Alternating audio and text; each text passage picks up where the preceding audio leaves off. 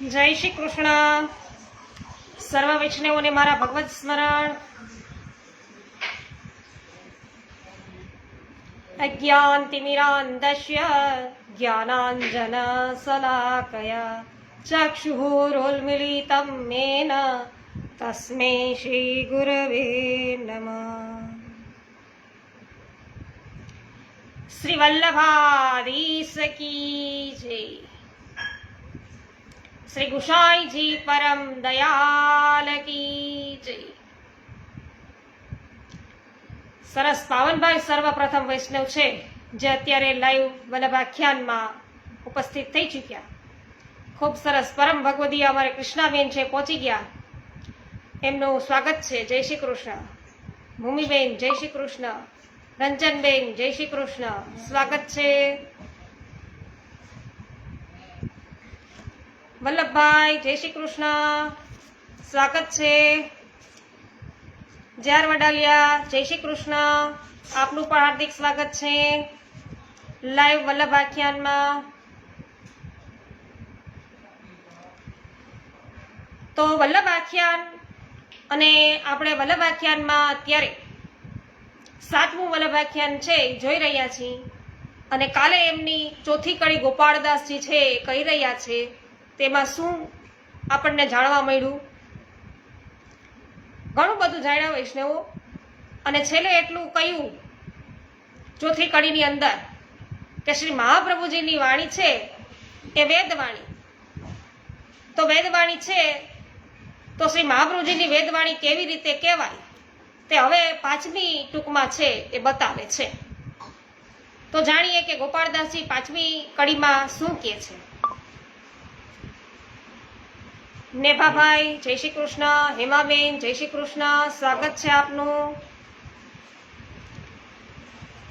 શ્રી નંદ નંદન રૂપે રાસ લીલા કરી પોતે ન ઉચરી છાની રાખી દિવસ એકાર્ધની ઉતરા કુંવર પ્રીતિ વ્યાસનંદન વિમલ વદન ભાખી.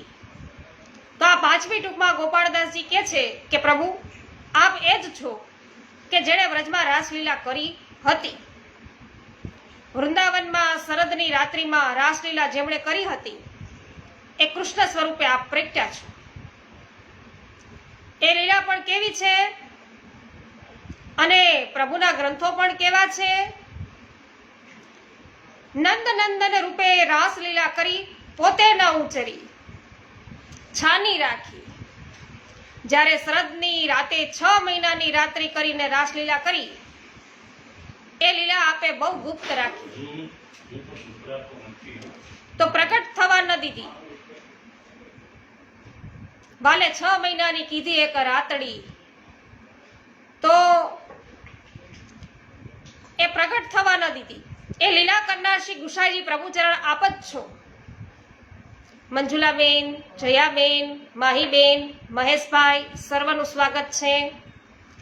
સુખદેવજી મહારાજે એ કથા પરીક્ષિતને છે એ સંભળાવી છે. કોને સંભળાવી? સુખદેવજી મહારાજે. અને કોને સંભળાવી? પરીક્ષિતજીને. આપણે જોયું કે વલ્લભ આખ્યાન આપણે વલ્લભા અવતાર છે એ વાંચન કર્યું. એમાં પણ જે પારાયણ ત્યાં ગોલોકની અંદર થઈ કે આ બધું જ છે શ્રી વલ્લભ પ્રાદુર્ભાવ પૂર્વે અહીં ગોલોકમાં જ બધું સાંભળીને જાય ભૂલોક ઉપર. તો એમના સંસ્કારોનું સિંચન છે શ્રી વલ્લભનું એ તો ભૂલોકમાં થઈ ગયું. શ્રી યમુનાજી, રાધાજી, શ્રી કૃષ્ણ સન્મુખ બધાની સાક્ષીએ. અને ત્યારે પણ જ્યારે આ પારાયણ થયું એમનું પુષ્ટિ ગ્રંથનું અને ગર્ગાચાર્યજી રચિત એમની સમિતિ દ્વારા છે એ રચવામાં આવ્યો ગ્રંથ. અને ત્યારે પણ અહીંયા સુખદેવજી મહારાજ છે એ પોતે પોતાની વાણીથી સમજાવે છે અને પરીક્ષિત છે એ સાંભળે છે. તો અહીંયા ભાગવત છે એ પણ પહેલા એવી રીતે થયું હતું અને પરીક્ષિતે પહેલી વખત છે એ સુખદેવજીની વાણી દ્વારા સાંભળ્યું છે. એટલે સુખદેવજી મહારાજે એ કથા પરીક્ષિતને સંભળાવી છે. તો પછી અહીં છાની રાખી એમ કેમ કહે છે? વળી સુખદેવજી મહારાજ માટે વ્યાસનંદન શબ્દ કેમ વાપર્યો?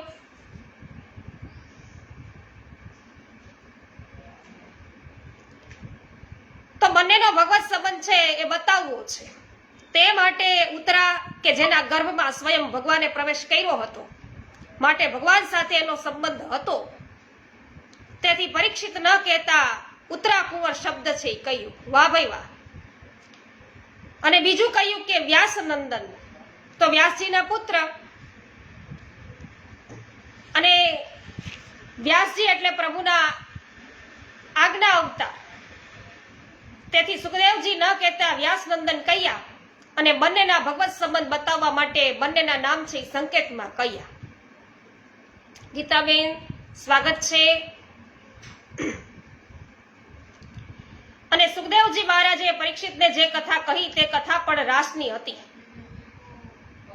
એ કથા છાની રાખી અને હવે આ સેવાક્રમમાં પ્રગટ કરી. એવું કેવી રીતે કહી શકાય? તો કે છે કે સુખદેવજી મહારાજે પરીક્ષિતને જે રાસ પંચાધ્યાયની અંદર કથા સંભળાવી તે 6 મહિનામાંથી એક રાત્રિની કથા છે. એટલે 6 મહિનાની રાત્રિ હતી, એમાંથી ખાલી એક જ રાત્રિ છે એની કથા કઈ છે. પણ આ એક રાત્રિની કથા સાંભળ્યા પછી પરીક્ષિતને એક સંશય થયો કે ગોપીઓ જે રીતે ભાગતી ભાગતી ભગવાન પાસે જઈ રહી છે તેમાં એવું કંઈ દેખાયું નહીં કે તેમના મનમાં પ્રભુ પ્રત્યે બ્રહ્મ ભાવ છે. એવું ન દેખાડું કે ગોપીઓના મનની અંદર બ્રહ્મ ભાવ છે. મૂકી મૂકી ઘર કામ ઘેલી થઈ ગોપીઓ વનરાતે વનમાં દોડી દોડી જાય. તો વૈષ્ણવ અહીંયા ગોપીઓ બધી દોડી દોડીને ગઈ છે પ્રભુ સાથે રાસ ખેલવા. હા છે, ગીતાબેન 84 બેઠકજીનું પુસ્તક છે મારી પાસે, પણ આ વાંચનમાં કોઈને આનંદ આવે કે ન આવે એટલા માટે મેં તો અત્યારે છે એ રાખ્યું છે. કોઈની વિશેષ ઈચ્છા થશે તો પછી જોઈશું. પાવતીબેન, દીપકભાઈ, સૂર્યકાંતભાઈ, મંગલાબેન, સ્વાગત છે સર્વ વૈષ્ણવોનું. તો તે 6 મહિનામાંથી એક જ રાત્રિની કથા, અને એ કથા છે એ સાંભળ્યા પછી પરીક્ષિતને સંશય થયો કે ગોપીઓ જે રીતે ઘરેથી ભાગતી ભાગતી ભગવાન પાસે જઈ રહી છે તેમાં એવું કાંઈ દેખાયું નહીં કે તેમના મનમાં પ્રભુ પ્રત્યે બ્રહ્મ ભાવ છે. તો આ તો કોઈ સ્ત્રી પોતાના પ્રિયતમને મળવા જાય એમ જઈ રહી છે, તો એના પ્રિયતમ તો છે.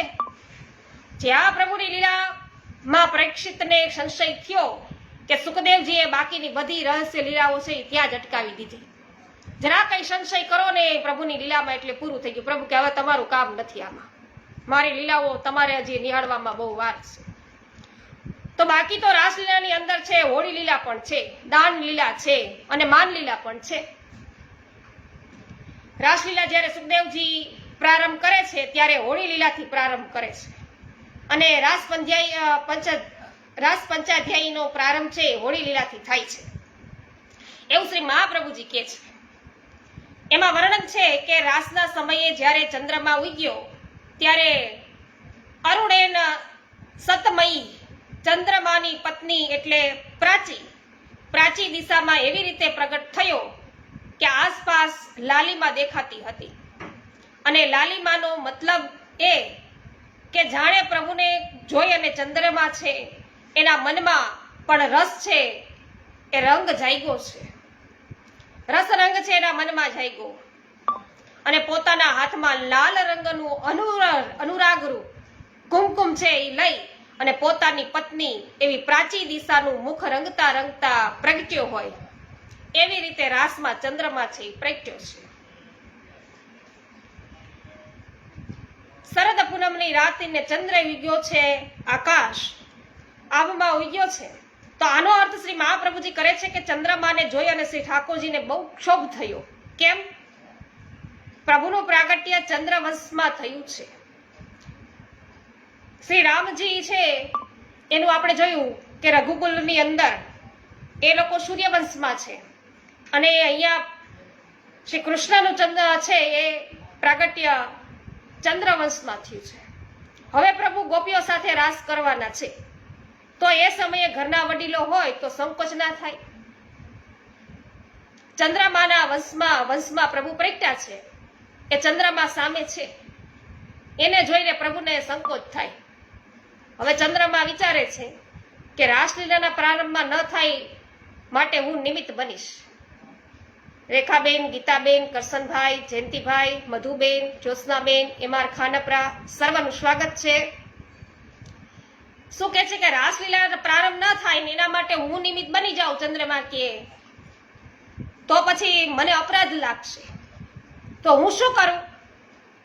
તો ચંદ્રમા છે પોતાના હસ્તમાં લાલ રંગનું અનુરાગમય કુમકુમ લઈ અને પોતાની પત્ની એવી પ્રાચી દિશાનું જે મુખ છે એ રંગતા રંગતા પ્રગટ્યા અને ચંદ્રની આસપાસ લાલીમાં પથરાતા એવું લાગ્યું કે ચંદ્રમા પોતાની પત્ની સાથે હોળી રમે છે.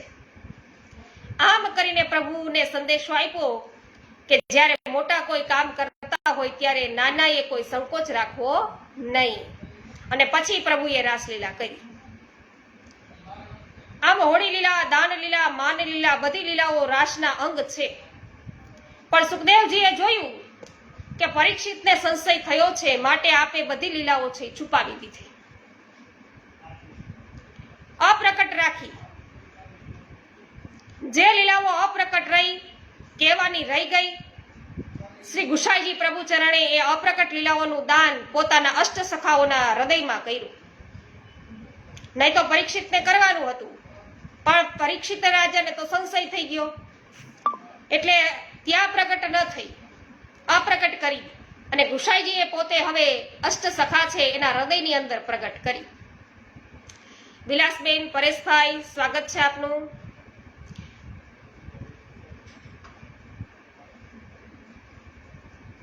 તો અહીં એમને અનુભૂતિ કરાવી અષ્ટ સખાઓને, અને જે લીલાઓ સુખદેવજીએ પરીક્ષિતને ન કહી હતી એ લીલાઓનું વર્ણન અષ્ટ સખાઓએ પોતાના મુખેથી ગાય અને કર્યું. માટે આપણે ત્યાં જે કીર્તન કરે તેને કીર્તનિયા કહેવાય છે.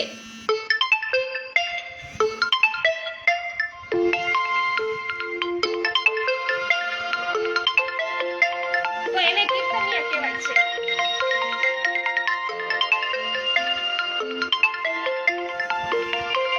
કીર એટલે તો કે સુખદેવજી, અને તનયા એટલે એમની પરંપરામાં આવે છે તે.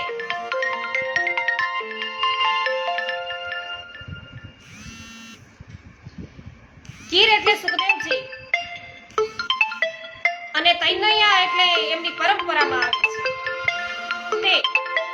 અને જે લીલા સુખદેવજીને ગાવાની બાકી રહી હતી તે લીલાઓ અષ્ટ સખાઓ છે એ ગાય છે. એટલે કહ્યું કે નંદન રૂપે રાસલીલા કરી અને પોતે તે ન ઉચરી, છાની રાખી. પ્રભુએ તો છાની રાખી, પણ રાસના 12 અંગ છે એ બતાવ્યા છે. પ્રભુએ છે એ વેણુનાદ કર્યો ત્યારથી મહારાજ સુધી કુલ 12 અંગ કહ્યા છે. એ 12 અંગની સેવા શ્રી ગુસાઈજીએ આ 12 મહિનાની જે છે સેવા છે એમાં વર્ણવી દીધી છે. શું કર્યું? શ્રી ગુસાઈજીએ આ 12 મહિનાની સેવામાં વણી લીધી છે. અને વેણુનાથથી લઈ મહારાજ આપણા 12 મહિનાના સેવાના ક્રમમાં આવે છે. એક મહિનામાં એક રાતની લીલા છે. આપણું વૈષ્ણવી જીવન છે એમાં પણ આ રાસનો ક્રમ ચાલે જ છે.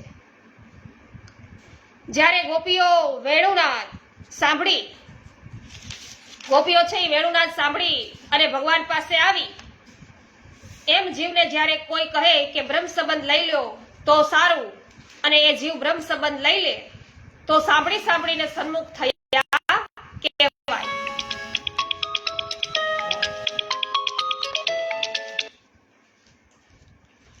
અને ગુરુદેવ છે એ પ્રશ્ન પૂછે કે શા માટે લેવા માંગો છો? સેવા કરશો? બ્રહ્મ સંબંધ લેવા માંગો છો? કાપતી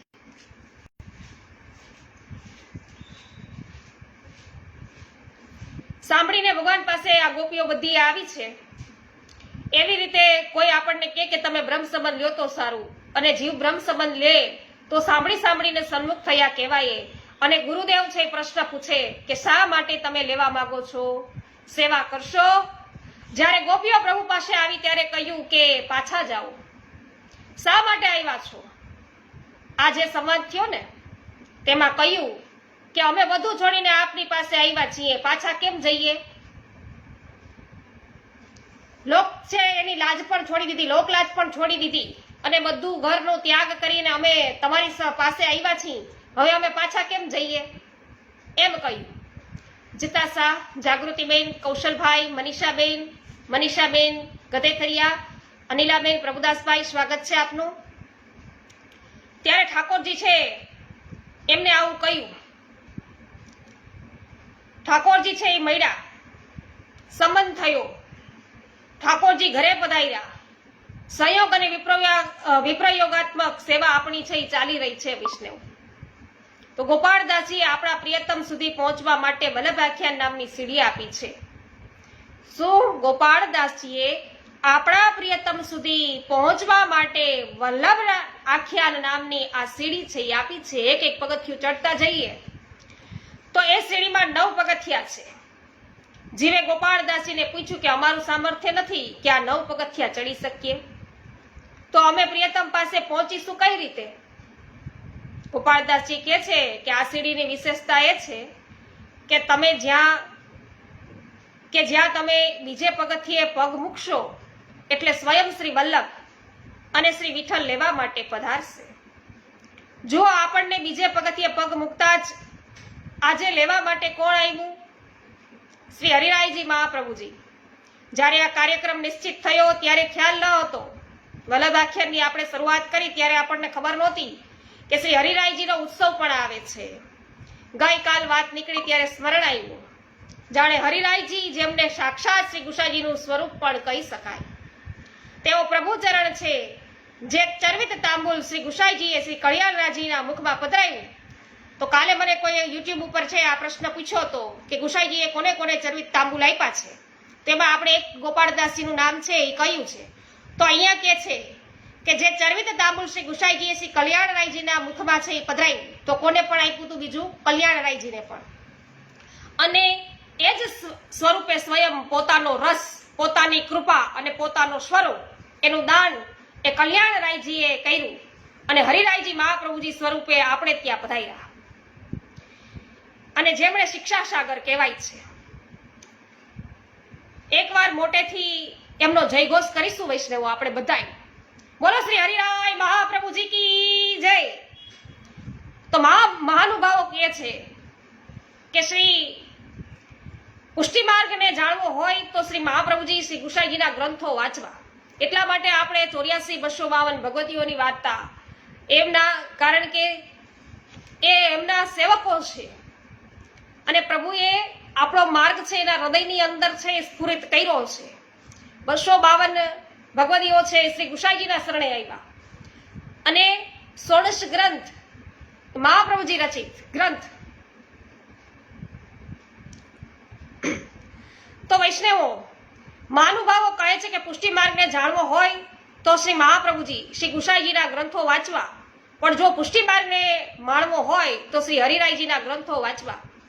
ગીતાબેન સૂચક બહુ સરસ રીતે આપણે શ્રીનાથજી ચરિત્રામૃતની અંદર બધું જ છે એ સમજાવેલું છે. અવશ્ય ફરી પાછા તમે ઢંઢોળજો. શ્રીનાથજી ચરિત્રામૃત છે એમાં અવશ્ય બધું જ તમને જાણવા મળી જશે. પણ જો પુષ્ટિ માર્ગને માણવો હોય તો શ્રી હરિરાયજીના ગ્રંથો વાંચવા. તો આપણે શિક્ષાપત્ર વાંચીએ. આપણને એવું લાગશે વૈષ્ણવો કે જ્યારે એકાદ પુસ્તકોની આપણને જગ્યા મળશે ત્યારે શિક્ષાપત્રનો પણ આપણે સમાવેશ કરીશું. તો આપના શિક્ષાપત્રો, વાર્તાઓના ભાવ પ્રકાશ વગેરે વાંચીએ ત્યારે સાચા અર્થમાં પુષ્ટિ માર્ગ આપણા હૃદયમાં છે એ ફલિત થાય. અને આજે આપના જન્મ દિવસે શ્રી વલ્લભના અને શ્રી વિઠ્ઠલના ગુણગાનનું શ્રવણ છે આપણે વલ્લભ આખ્યાનના માધ્યમથી કરી રહ્યા છીએ. પ્રચલિત છે એક દોહો, કેવો કે ઢીલ કારજ में नहीं विश्वास की ढील, गिरधर के दरबार में हरिराय वकील. વાહ ભાઈ વાહ. તો આપણા બધા વૈષ્ણવોના કોઈ વકીલ હોય તો તે શ્રી હરિરાયજી છે. જ્યારે કોર્ટમાં કેસ આવે ત્યારે હાર જીતનો બધો આધાર તેના વકીલ ઉપર હોય છે. વકીલ સ્ટ્રોંગ હોય તો હારેલો કેસ પણ જીતાડી આપે. જ્યારે ઠાકોરજી કોઈ જીવ ઉપર કૃપા ન કરતા હોય, ત્યારે હરિરાયજી એવી દલીલો કરે હો કે પ્રભુ ગમે તેમ હોય પણ આ જીવ આપનો છે, આપનું નામ કૃપાનાથ છે, એવી દલીલો કરે હરિરાયજી આપણા વતી, અને શું કે છે કે આપ કરુણા વરુણાલય છો, તો આ જીવ ઉપર તો કૃપા કરવી પડશે. આમ પ્રભુને રીઝવે છે, જીવના વકીલ બને છે હરિરાયજી.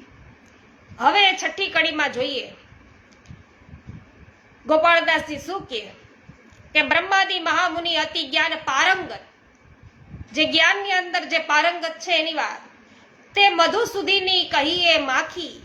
ઓહો, ન કોઈ હુઓ ન હોય એ રૂપ સમ, તેના સકલ નિજ નિગમ સાખી. જ્યારે ગોપાળદાસજીએ કહ્યું કે કૃપાનાથ, હું તમને ઓળખી ગયો છું. કોને ઓળખી ગયા? કુશાઈજીને ગોપાળદાસજી ઓળખી ગયા કે આ સાક્ષાત પૂર્ણ પુરુષોત્તમ છે. આ એ જ છે કે જેમણે વ્રજની અંદર લીલા કરી છે, આ એ જ મારા પ્રભુ છે. તો આપ એ જ પ્રભુ છો જેમણે શરદ પૂર્ણિમાએ 6 મહિનાની રાત્રિ કરી અને પોતાના નિજજનોને રાસલીલાનો અનુભવ કરાવ્યો. આ એ જ પ્રભુ આપ શ્રી ગુસાઈજી છો. તો એ પરમ ફલનું દાન વ્રજભક્તોને કર્યું.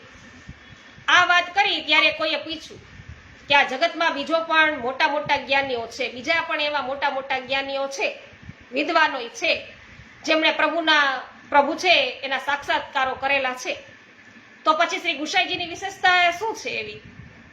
ત્યારે ગોપાળદાસજી હવે વર્ણન કરતા કે છે કે બ્રહ્માદિ મહામુનિ અતિ જ્ઞાન પારંગત, તે મધુ સુધીની કહીએ માખી. ઓહો, કે મોટા મોટા જ્ઞાનીઓ પણ મધુ સુધીની માખી જેવા છે. મધુ સિંધુ છે એની માખી જેવા છે. મધમાખી અલગ અલગ પુષ્પો ઉપર બેસે અને ફૂલોનો રસ લે અને એ રસ પોતાના મધપુડામાં ભેગો કરે. એ રસને એ પોતે પી શકે છે, પોતે માણી શકે છે. મધમાખી છે પુષ્પોનો રસ ભેગો કરે છે. એમ જ્ઞાનીઓ પણ અલગ અલગ શાસ્ત્રોમાંથી, ગ્રંથોમાંથી બધોય સાર એકઠો કરે છે અને એક જગ્યાએ ભેગો કરે છે, પણ એ પોતે માણી શકતા નથી. મધુમાખી જેવા કીધા.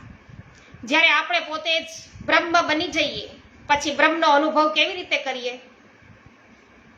બ્રહ્મનું સુખ માણીએ પણ કેવી રીતે?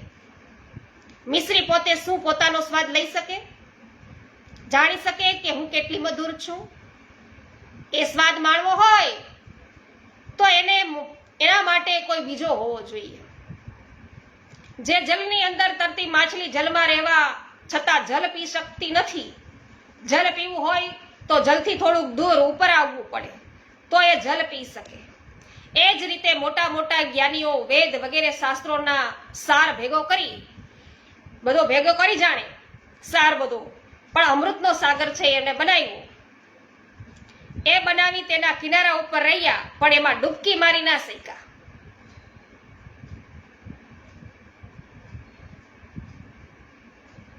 કોઈ વાંધો નહીં, આપણે પ્રભુ પાસે આપણે કહીએ કે પ્રભુ કૃપા વર્ષાવે અને આપની તબિયત છે એ જલ્દીથી સારી થાય. પ્રભાતભાઈ, સુરેશભાઈ, પ્રીતિબેન, પારુલબેન પટેલ ફોટો, સ્વાગત છે આપનું.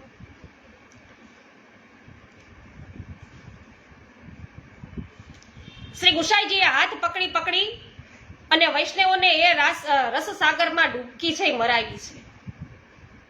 બધા જીવોને શરણે લીધા, હાથ પકડીને ખેંચ્યા કે આવો, અને પછી રસસાગરમાં ડૂબકી લગાવડાવી. તો આપની કૃપા પણ કેવી છે? આપની કૃપા પણ કેવી? તો કે મોટા મોટા જ્ઞાનીઓએ શાસ્ત્રોમાંથી સિદ્ધાંત ઘડીને કહે છે કે જગતમાં બધા મનુષ્યો કર્મને આધીન છે. કર્મને આધીન એટલે શું? માણસ જેવા કર્મ કરે એવા ફળ એને ભોગવવા જ પડે છે. સારા કર્મ કરે તો સારા ફળ મળે, અને ખોટા કર્મ કરે તો ખોટા કર્મ છે એના ફળ એને ભોગવવા જ પડે છે. કર્મ ભોગવ્યા વિના નષ્ટ ન થાય. કોઈ પૂછે કે પ્રભુના ચરણનો આશ્રય કરે તો પણ શું કે ભાઈ અમે પ્રભુના ચરણે ગયા છીએ, પ્રભુના શરણે ગયા અને એના શરણનો આશ્રય કર્યો તો પણ અમારા ભોગ ભોગવવા જ પડે કર્મના. એમ હા, કર્મની અસર છે એ ઓછી થાય પણ ભોગવવા તો પડે જ. શું કીધું? એની અસર કદાચ તમે પ્રભુના શરણે ગયા છો, પ્રભુ સ્મરણ કરો છો તો એની અસર ઓછી થાય, પણ ભોગવવા તો પડે જ. શ્રી ગુસાઈજી એવું કહે છે કે એકવાર જીવ પુષ્ટિ જીવન જીવવાનો પ્રારંભ કરે અને ઠાકોરજીના શરણનો આશ્રય કરીને બેસે તો એના ગમે તેવા કર્મ કેમ ના હોય, શ્રી ઠાકોરજી કૃપા કરી અને એને કાઢે છે. અને એ કેવી રીતે? એક વૈષ્ણવ છે, પુષ્ટિ માર્ગમાં આવી ગયો, એના ભાગ્યમાં પૂર્વના કર્મોના કારણે એવું લખેલું છે કે એને નાની ઝૂંપડીમાં રહેવાનો વારો આવશે, ઘર વિનાનો થઈ જશે. હવે એના ભાગ્યમાં ઘરનું સુખ નહીં રહે નહીં એવું લખેલું છે. હવે આ વૈષ્ણવના ભાગ્યમાં આવું લખ્યું છે ત્યારે શ્રી ગુસાઈજીએ આ માર્ગમાં એક સુગમતા કરી આપી. જ્યારે ઘર વિનાનો થવાનો યોગ માર્ગમાં એક સુગમતા છે એ કરી આપી. કઈ રીતે? તો કે જ્યારે ઘર વિનાનો થવાનો યોગ આવે ત્યારે માથે છાપરું પણ નહીં રહે એવી પરિસ્થિતિ આવે તો એ જીવનો આ યોગ રાખવા શ્રી ગુસાઈજીએ એવી કૃપા કરી છે, એવી કૃપા કરે છે કે એને વ્રજ યાત્રા કરવા મોકલી દે.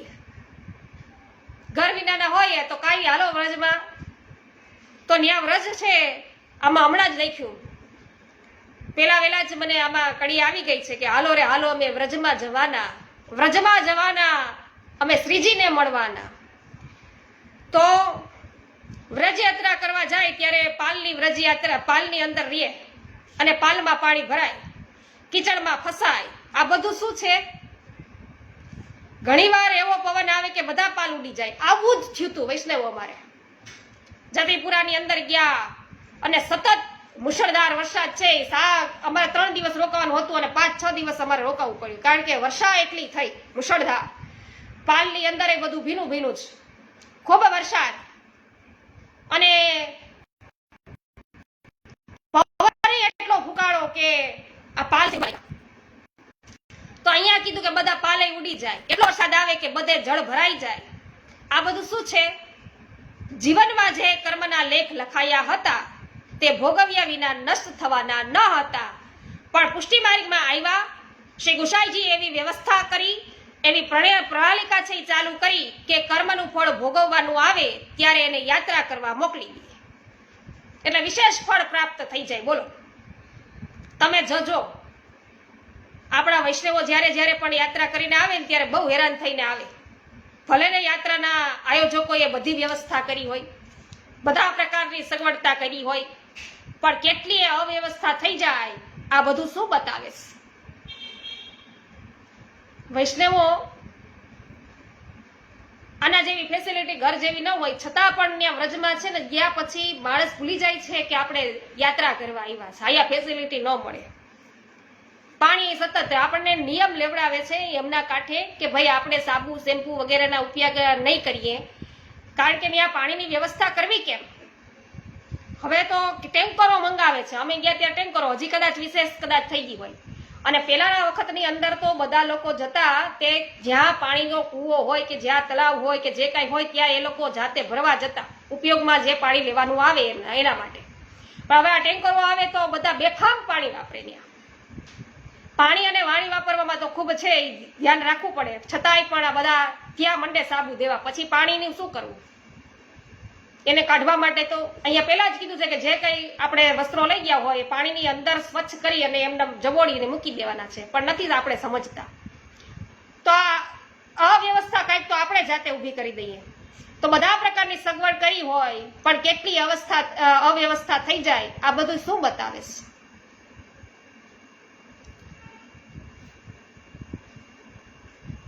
હા, તમે 2016માં કરી વ્રજની યાત્રા ગીતાબેન, અને અમે 2008માં કરી છે. વલ્લભભાઈ, ગીતાબેન અને કરશનભાઈ, તો બધાનું સ્વાગત છે. તમે કહો છો કે સાચી જ વાત છે, આ તો એવું જ છે વૈષ્ણવો. તો આ બધી અવ્યવસ્થા છે એ બીજું કાંઈ નથી, પણ આપણા ભાગ્યમાં લખેલી હતી. જે વસ્તુ મોટી થઈ અને સામે આવવાની હતી, પણ આપણા પ્રભુએ કૃપા કરી. આપણા પ્રભુએ કૃપા કરી છે કે એવો મોટો ઘા છે ને એ સોયથી કાઢી દીધો. 1 મહિનો ત્યાં જઈ અને પાલમાં રહી આવ્યા, બધા અનુભવો કર્યા. ક્યારેક પાણી ના મળે તો ક્યારેક ભોજન ના મળે, ચાલતા ચાલતા આપણે પગમાં છાલા પડી જાય. આ બધા અનુભવ જે આપણે આપણા જીવનમાં લેવાના હતા, આ માર્ગમાં એવી વ્યવસ્થા કરી કે બધા કર્મોને અહીંયા જ ઠાકોરજીના ચરણોમાં મૂકી દીધા અને પછી એ કર્મના બંધનો છે એ નડતા નથી.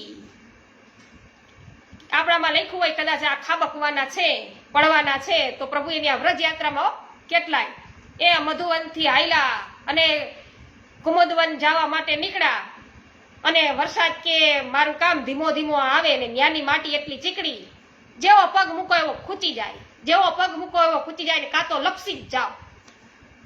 જરાક હાલો નહીં તો એટલું ધ્યાન રાખીને હાલવું પડે કે નકર તો લપસા જ સમજો. અને અમે તો એવા હસીએ કે ઓલી કાગડાની વાર્તો આવી કે લપસ્યા કરતા શીખીએ છીએ ભાઈ, લપસ્યા કરતા શીખીએ છીએ. એમ કરતા કરતા હસતા હસતા પ્રભુના ગુણગાન ગાતા કરતા અમે તો હાલતા હતા. અને સાંજે પ્રવચનમાં ગુસાઈજીએ કહ્યું, ઘણાને તો ફ્રેક્ચર એવું વૈષ્ણવ એમાં પડી ગયા ને એને હાથનું ફ્રેક્ચર થઈ ગયું ને બાબાએ એવું કહેવા લાગ્યા કે આજ તો જેને અમને દંડવત નહોતા કરવા, વ્રજભૂમિને દંડવત નહોતા કરવા, એ બધાને થઈ જતા હતા દંડવત.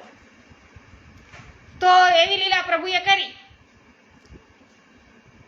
સેજલબેન, વિભાબેન સ્વાગત છે ને કૃષ્ણાબેન કે છે વૃક્ષે વૃક્ષે વેળું ધારી બિરાજતા હોય ત્યાં સગવડની શું જરૂર હોય, એ તો આનંદની વાત છે. અરે ભાઈ બાધાબાધી થાય કૃષ્ણાબેન, ન્યા પણ કુરુક્ષેત્ર છે એની અસર થયા વગર એ નહીં. વ્રજમાં ગયા પછી ભૂલી જાય માણસ, બુદ્ધિ ફરે કે અહીંયા આપણે વ્રજયાત્રા કરવા આવ્યા છીએ, પ્રભુની લીલા નિહાળવા આવ્યા છીએ કે અંદરો અંદર ઝઘડા કરવા આવ્યા છીએ, કાંઈ ખબર નથી પડતી ત્યાં ગયા પછી.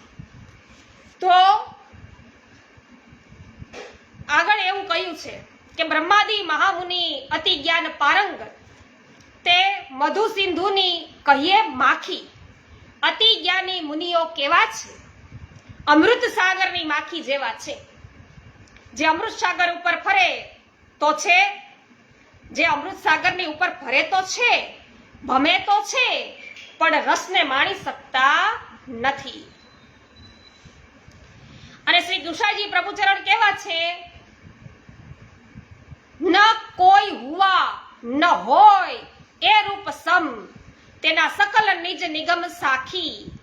ગોપાળદાસજી કહે છે કે શ્રી ગુસાઈજી જેવો અવતાર આ ભૂતલમાં ક્યારેય પણ થયો નથી. શું કે છે કે ગુસાઈજી જેવો જે અવતાર છે ને અત્યાર સુધી કોઈનો છે ભૂતલમાં ક્યારેય પણ થયો નથી અને હવે પછી ક્યારેય થશે પણ નહીં. એવું રૂપ મારા શ્રી ગુસાઈજીનું છે. જો શ્રી ગોપાળદાસજીની કેવી અનન્યતા છે. અહીંયા શું બતાવવામાં આવ્યું? ગોપાળદાસની અનન્યતા બતાવવામાં આવી. શ્રી ગુસાઈજીથી ઉપર કોઈને કલ્પી શકતા પણ નથી. શ્રીનાથજી બાવાને પણ જ્યારે વાંધો નથી, બીજા કોઈ સ્વરૂપને પણ નથી. કારણ કે આ પુષ્ટિ માર્ગ એવો છે કે જેના થકી આપણો ઉદ્ધાર થવાનો હોય એ સ્વરૂપમાં આવીને જીવ છે અટકે. તો એમાં અહીંયા ગોપાળદાસજીને ગુસાઈજી પ્રત્યે એટલો બધો અનન્ય ભાવ છે, એનાથી નથી શ્રીનાથજી બાવાને કોઈ વાંધો કે નથી કોઈ મહાપ્રભુજીને કઈ વાંધો અને બીજા કોઈને પણ નથી. વિઠ્ઠલભાઈ, રમીલાબેન, રમેશભાઈ, પુરુષોત્તમભાઈ સ્વાગત છે.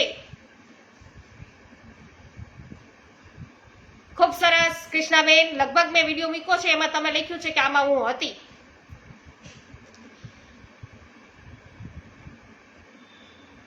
જેના થકી આપણા ઉપર કૃપા થવાની હોય, ઠાકોરજી એવી કૃપા કરે, એવી લીલા કરે કે ગમે ત્યાંથી જીવ એ સ્વરૂપની સન્મુખ છે પહોંચી જાય. અને ગોપાળદાસજીની સંપૂર્ણ સ્વરૂપાશક્તિ શ્રી ગુસાઈજીમાં છે. સ્વરૂપાશક્તિની પરાકાષ્ઠા અહીં છે. અને પ્રારંભ કર્યો શ્રી ગુસાઈજીના ગુણગાનથી, પણ લાગ્યું કે શ્રી ગુસાઈજીનું સુખ મળશે માટે વલ્લભના ગુણગાન પણ કર્યા. છે તો બંને એક જ સ્વરૂપ, છતાં શ્રી ગુસાઈજી સ્વરૂપે પ્રભુ આવ્યા. ગોપાળદાસજી એવી દૃઢતાથી કહે છે કે હે શ્રીનાથજી બાવા, હું આપને કહું છું કે શ્રી ગુસાઈજી જેવું પ્રાગટ્ય ન ક્યારેય થયું છે ન થવાનું છે, માટે હું વિનંતી કરું છું કે જ્યારે આપને પણ મને દર્શન આપવાનું મન થાય ત્યારે શ્રી ગુસાઈજીના સ્વરૂપે મને દર્શન આપજો. આવી અનન્યતા અને દૃઢતા જ્યારે કોઈ સ્વરૂપમાં થઈ જાય ત્યારે જીવ છે કૃતાર્થ થઈ જાય. આપણે લૌકિકમાં પણ જોઈએ તો લૈલા મજનૂનો એક પ્રસિદ્ધ પ્રસંગ છે. બંને અમર પ્રેમી થઈ ગયા એક દિવસ મજનુ બેઠો હતો અને પ્રભુએ વિચાર કર્યો કે આવા પ્રેમી જનોની તો મને પણ જરૂર છે. પોતાના દૂતોને આજ્ઞા કરી કે અમુક જગ્યાએ મજનુ બેઠો છે, એને લઈ આવો. દૂતો આવ્યા ત્યારે મજનુ તો આંખો બંધ કરી અને લૈલા છે એનું સ્મરણ કરતો હતો. અને દૂતો કહે છે કે મજનુ, તમને ખુદાએ યાદ કર્યા છે, ચાલો અમારી સાથે. મજનુ કહે છે કે મને મારી લૈલા છે એના સ્મરણમાંથી ક્યાંય જવાની ફુરસદ જ નથી, હું તો એનું સ્મરણ જ કર્યા રાખું છું. અરે તને સ્વયં ભગવાન યાદ કરે છે, ચાલ. લોકો તો ભગવાન પાસે જવા માટે કેટલાય વ્રત તપ કરે છે, જ્યારે તને ભગવાન સ્વયં બોલાવી રહ્યા છે છતાં તું નથી આવતો કેમ? જુઓ, તમે કહો છો કે સ્વયં ભગવાન મળે, બરાબર ને? ભગવાન મને મળવા માંગે છે, તો બતાવો કે જેને મળવું હોય એને બોલાવાય કે પોતે મળવા જવાય. એવું કીધું. તારી વાત તો ઠીક છે હોય કે, તો પછી ખુદાને જઈને કહેજો કે એમને મને મળવાનું ઘણું મન હોય તો હજી હું 3 દિવસ સુધી અહીંયા રોકાવાનો જ છું. યદી એમને મળવું છે તો અહીં આવે. પ્રભુને કહેજો કે મળવું હોય તો મારી પાસે આવે. પલ્લવીબેન, આરસી વગાસિયા,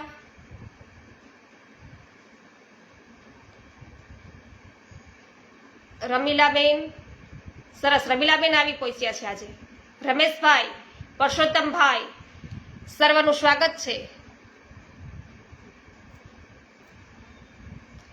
પલ્લવીબેન આરસી પછી કે છે કે આ તિલક બાવાની વ્રજયાત્રા છે. હા. જાડેજા, અનિરુદ્ધસિંહ, રમીલાબેન, જય શ્રી કૃષ્ણ. પોતાને પણ એક્સપિરિયન્સ થઈ ગયો છે વ્રજમાં એમ કે છે. સરસ. મંગલાબેન, આપનું પણ સ્વાગત છે.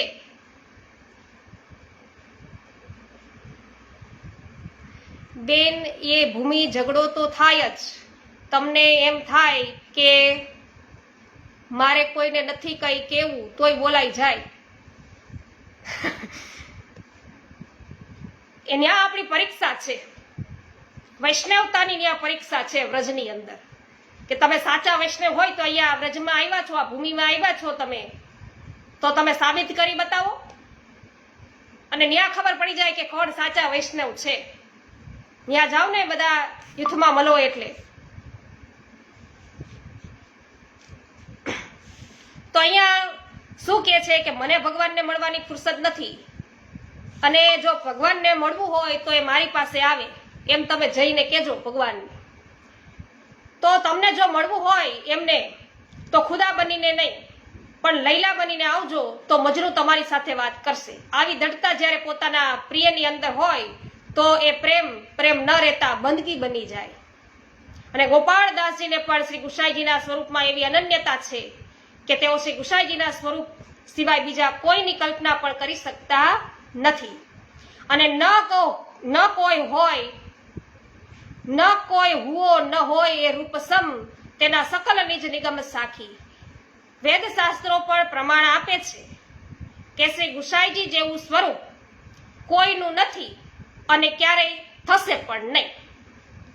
તો આગળની 7મી ટૂંકમાં આ જ વાતનો વિસ્તાર કરતા હવે ગોપાળદાસજી કહે છે કે હે પ્રભુ રસપુંજ, તે ભૂમિ પર રુચિ કરી, ભાગ્યહીન જીવ જેણે કણિકા ન ચાખી.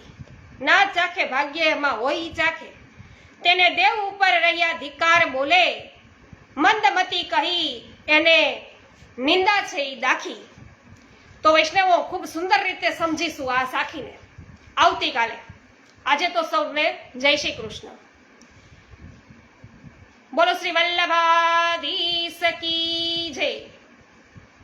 શ્રી ગુસાઈજી પરમ દયાલ કી જય. પલ્લવીબેન યાજ્ઞિક કે છે કે આપ ક્યાંથી છો? તો હું જુનાગઢથી છું. બેન વલ્લભાખ્યાનનું વાંચન કરે છે. એ જ તિલક બાવાની પરિક્રમા છે. એ જ બેઠકમાં તિલક બાવા સહપરિવાર સાથે બિરાજે છે.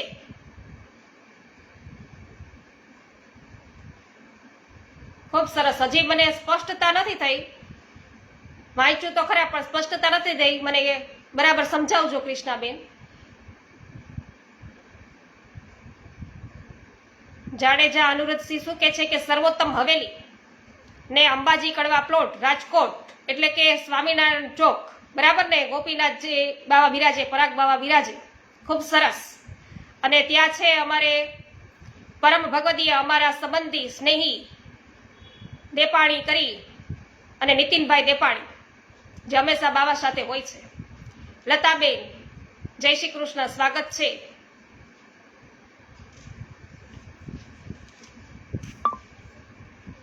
સર્વ વૈષ્ણવોને જય શ્રી કૃષ્ણ.